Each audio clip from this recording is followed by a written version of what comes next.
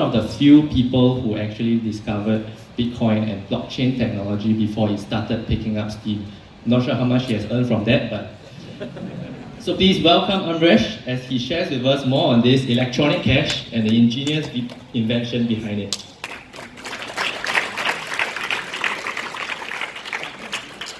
Hello.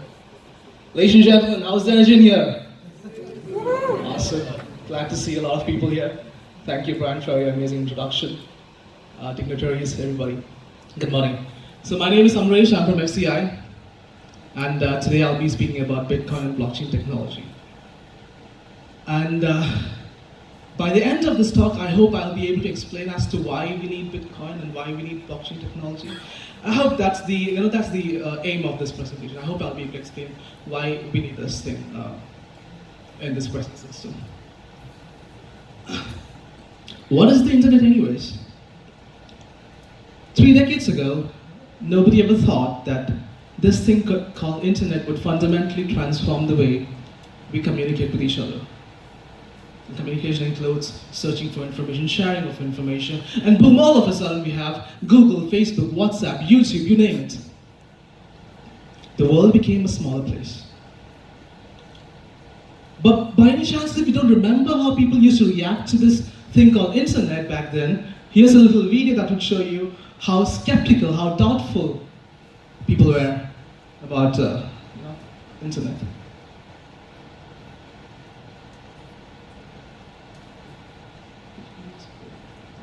Back in 56 past, I wasn't prepared to translate that. As I was doing that little tease. Oh, that little mark with the A and then the ring around it. At? See, that's what I said. Mm-hmm. Katie said she thought it was about. Yeah. Oh. But I'd never heard it. Around. I've never heard it said. I've seen the mark, but never heard it said. And then it sounded stupid when I said it. Violence at NBC. I heard it around there, but not the lecture meeting. See, there it is. Violent. People were guessing what at sign meant. That's what the video tells. Now we all know what it is. So the point about this, the video just now is new ideas, new technologies will be doubted, will be ridiculed, will be questioned before being widely accepted. And that's the stage we are in with Bitcoin and blockchain technology.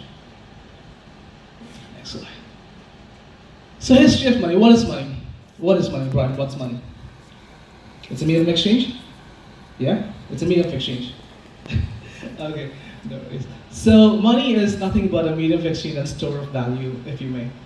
Back in those days, people used to use feathers, cattle, shells as a medium of exchange.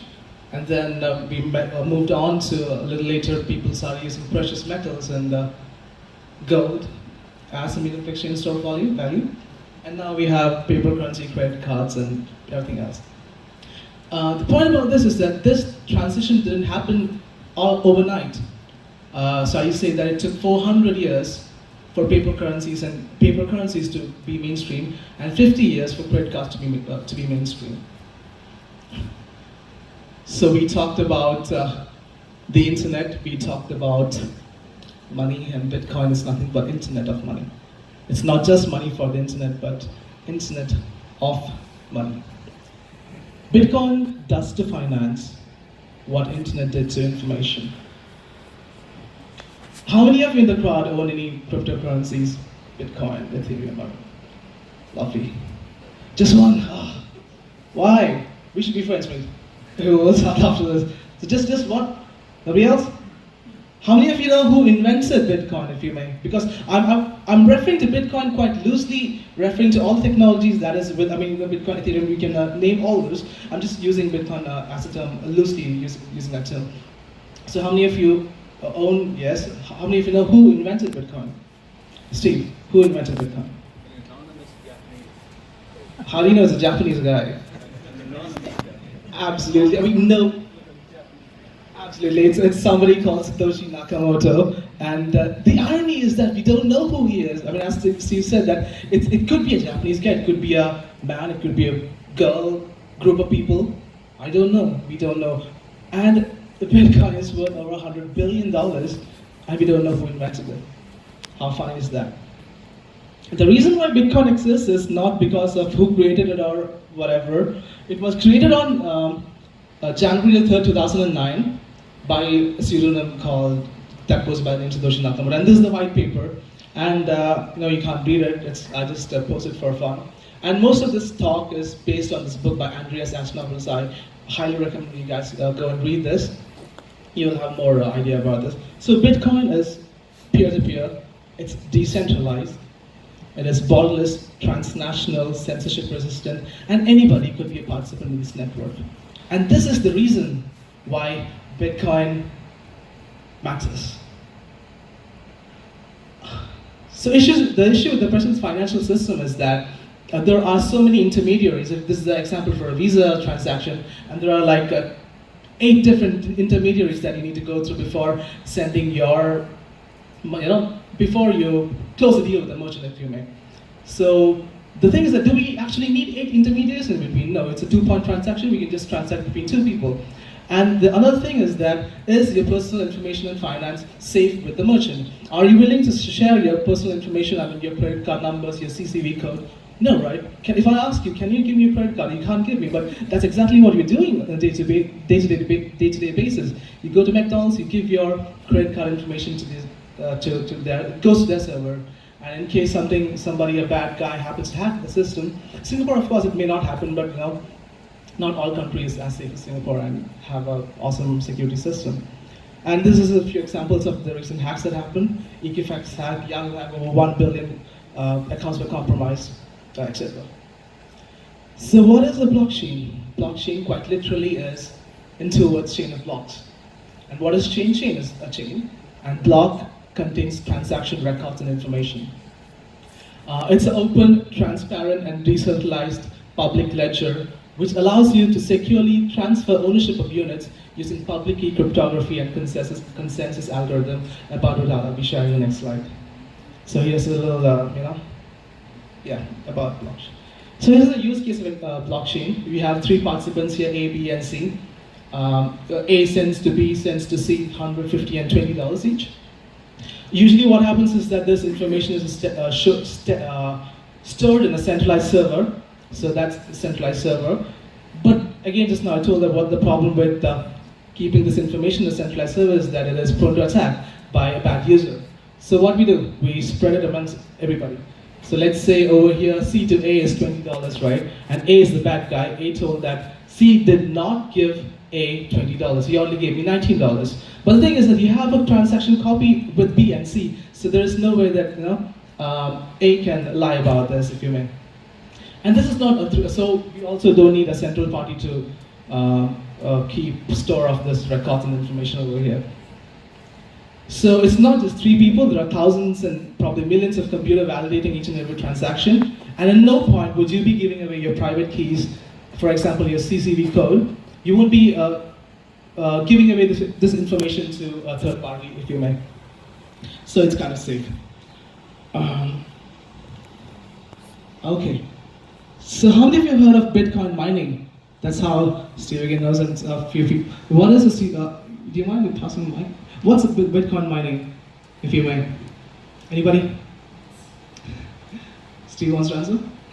That? I've heard of it, I don't know. Okay, lovely. Anybody knows what Bitcoin mining is?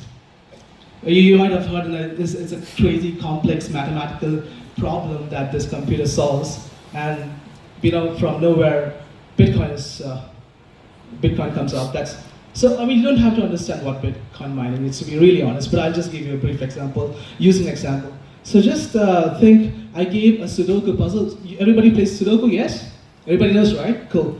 So let's consider Bitcoin mining to be solving a Sudoku puzzle, and you have this puzzle, and let's say one of the participants over here happens to get the answer, and he got the answer and he shares that answer to everybody else in the room so that they can validate and see that this Sudoku puzzle has been solved correctly. So since you solved the puzzle correctly, you will be rewarded $10, if you may. So $10 is the reward that you get. So what you're essentially doing, in Bitcoin, what you're essentially doing is that you're finding something called a nonce. Nonce is an arbitrary number. It could be 0, 1, 2, 3. It could be. So this is the last block that has been mined, and the nonce is a very big number. And the solution is such that the hash should start with some leading number of 0 and should be less than the difficulty level. And the rest of the miners will double check and validate if the puzzle has been solved correctly. How many of you understand what I'm talking about?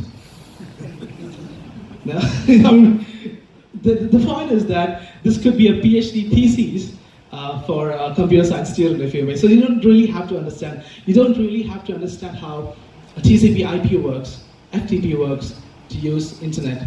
I mean, I still don't know how email works. You send it goes to some my friend in the States, if you may. It's still weird. You don't have to understand how a car works in order for you to drive it. You don't have to be a mechanical engineer to drive a car, if you may. So yeah, you don't really have to, don't break your brains on this. So it's just for sharing this information. So almost getting done. I know my time's up. So just to give a brief ending to this, Bitcoin has been literally the best performing asset over the past 9 years. I mean, not literally 9 years. There have been a few ups and downs, and over time the trend has been up. And just to compare with the other markets that we have the gold market cap that's at roughly $7.5 trillion. We have the global equity market at $100 trillion and the cryptocurrency market at $200 billion. So we all know where the money is going to go. So yeah, just to end with, what you hear, you forget. What you see, you remember. And what you do, you understand. So I urge every one of you here to go out. You don't have to literally buy Bitcoin. I mean, it's good. I mean, that's how you know. I mean, you want to play music, you want to be good at playing piano, you gotta buy a piano, obviously. But the idea is just put a little bit. I mean, $50, what's the big deal, right? And even if it goes to zero, you can blame it on me anyways. This guy from TED Talks convinced us to buy Bitcoin, and now it doesn't matter. So yeah, not a big deal. So yeah, that's it, guys. I'll open the floor to questions. Back to Brian. Thank you, Amresh. So if you are actually successful in convincing everyone here to start investing in Bitcoin by tomorrow, you should have appreciated by now 10%, 20%. All right, so we'll start to take questions. Yeah. Please be nice. Okay, you said it's a foolproof technology, right? And what are the thoughts about the recent hacking streaks on Bitcoins, like some wallets losing money and all those things? What's your thought on it? Yes, Bitcoin has never been hacked. That's the answer to the question. I understand what your question is, but Bitcoin as a technology has never been hacked, and it has a bounty of, right now the market cap is $100 billion. So if anybody is able to hack the system, they will be getting away with $100 billion. But what actually happened with the Bitcoin hack is that it's the exchanges that has been hacked. Let's say Mt. Gox. Mt. Gox has, maybe you're referring to Mt. Gox, right? If you may remember. So Mt. Gox is not a Bitcoin wallet. It's a Bitcoin exchange. So you're giving it to a custodian. It's like you're putting the money in the bank. So the money has not been stolen from you if you're holding your Bitcoin wallet. If you have the private keys, the money is going. The Bitcoin is going to be yours. The reason why this hack happened is that you entrusted your funds with a third party, and that's Mt. Gox. And yes, and that is nothing to do with Bitcoin and blockchain technology, because the issue with the the data breaches, Equifax hack. I'm just referring to the problems of having a centralized server. So yeah, is that what you're referring to? I'm not sure. Is it? Yeah, I just want to know your thought about this. Yes. So, gotcha. Thanks for your question, mate. Okay, we have one question over there.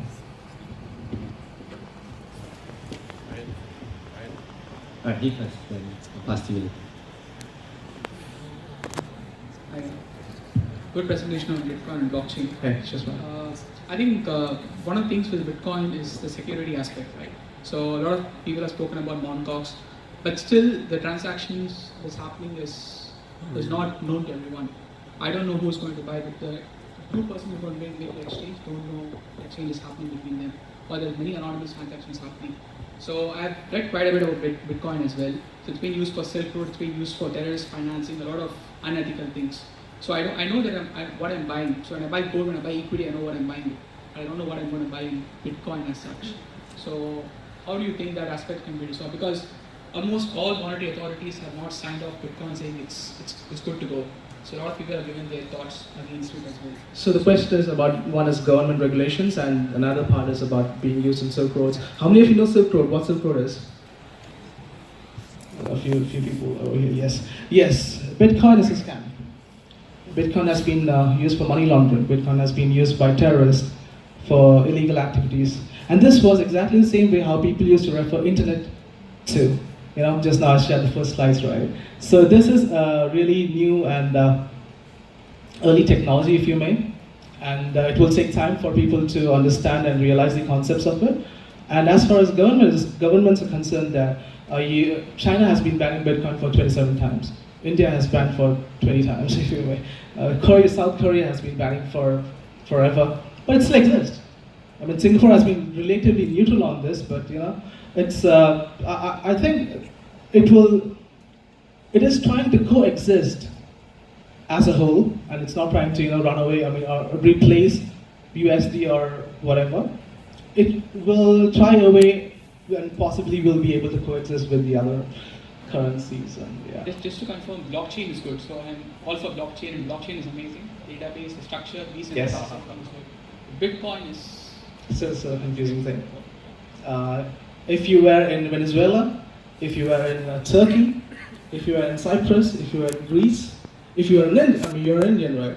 I'm Indian too, and what happened was 2 years ago, the government told them, hey, tomorrow you won't be using the currencies that you've been using for the past 10 years. I hope you know that. So what are you going to do? So the question will be there, we really need to ask is that, yeah, what people will definitely use whatever means that's convenient for them in those countries, especially in those countries. Singapore doesn't need. I mean, Singapore, everything is good. Paper, pay swipe, PayPal, everything is there. So yeah, I mean, I don't know if I answered the question, but yeah, it's still early. We are still in the early days. Yes. Right, we have a third question.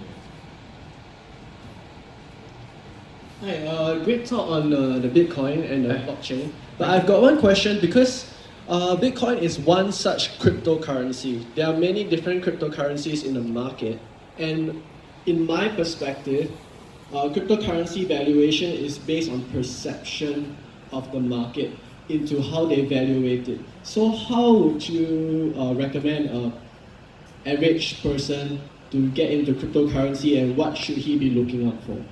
Okay, so one of the question part is about the price speculation, if you may, right? So the price is a function of speculation in the beginning, and then the price become a function of adoption. So now it's a speculative phase. People can buy and sell.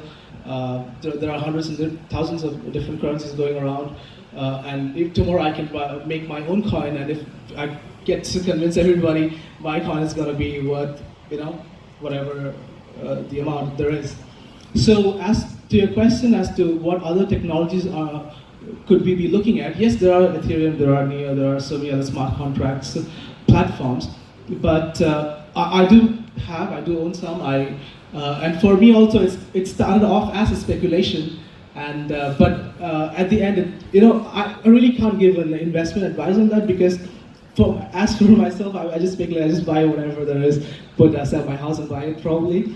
But I think it's good to diversify. It's good to have some in Bitcoin, some in Ethereum, and different coins out there. I still don't know. I did answer your question, but somewhat that yeah.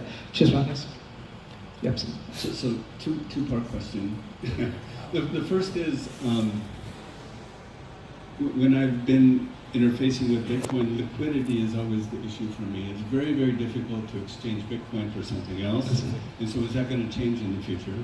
And then the second one is when people are mining and they receive the bounty for a completed puzzle, who pays that? And is it dilutive to the total Bitcoin bank, or is it created?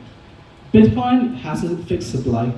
It's deflationary. There are 21 million Bitcoins in circulation, and every 10 minutes, 12.5 Bitcoins are being created. I mean, that's a reward. one block will be happening every 10 minutes. One block contains a transaction, right? So all this transaction will be blocked in one of the blocks. And whoever mines this block would be given 12.5 Bitcoin. So if you happen to mine this block, for instance, you will be given 12.5. Your pool will be given 12.5. If somebody else happens to mine, they will be given. So it's a fixed amount and nobody can change that. So that's the answer to the second question. It's a fixed software thing going on there. I mean, the technicalities are also still, a little not too sure about how exactly it goes on, the nonce and the hashing things. And the second part was the liquidity that you saw, right?